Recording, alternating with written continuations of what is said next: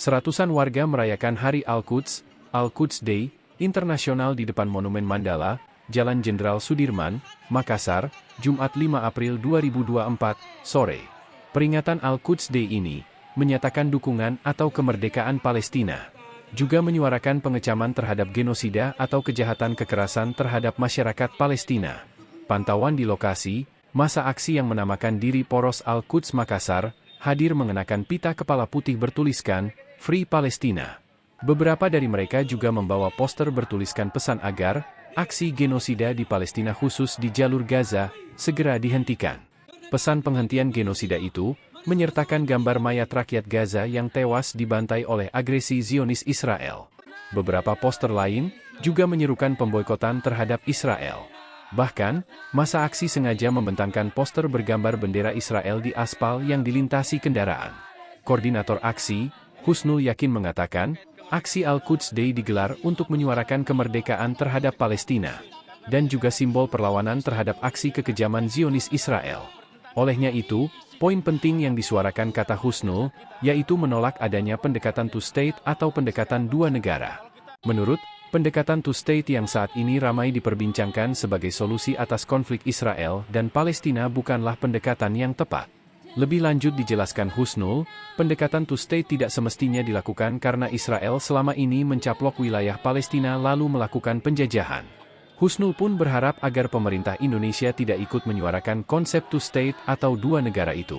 Selain itu, aksi Al-Quds Day yang serentak dilakukan di sejumlah daerah kata Husnul, juga merupakan bentuk balas jasa atas kepedulian Palestina terhadap kemerdekaan Indonesia. Sekedar diketahui, Hari Quds, Hari Yerusalem, Quds adalah nama Arab untuk Yerusalem. Aksi itu untuk menunjukkan dukungan untuk bangsa Palestina dan menentang Zionisme dan Israel.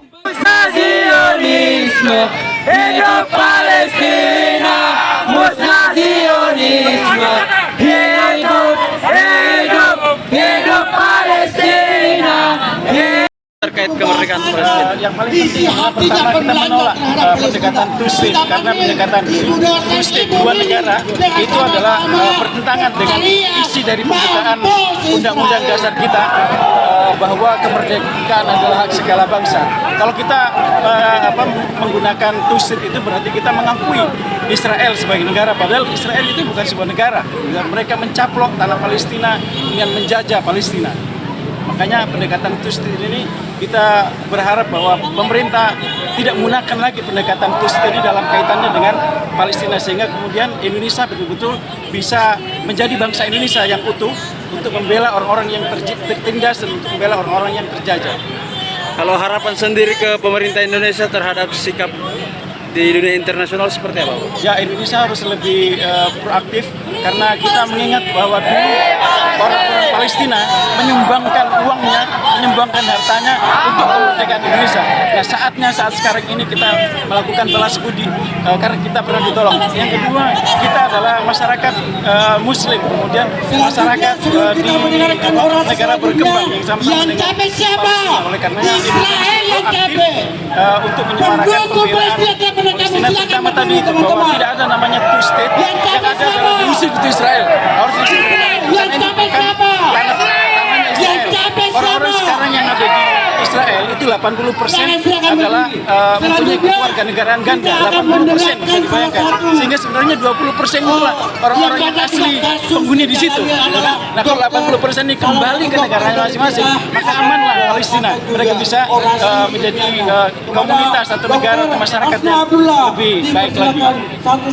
Download Tribun X sekarang, menghadirkan lokal menjadi Indonesia.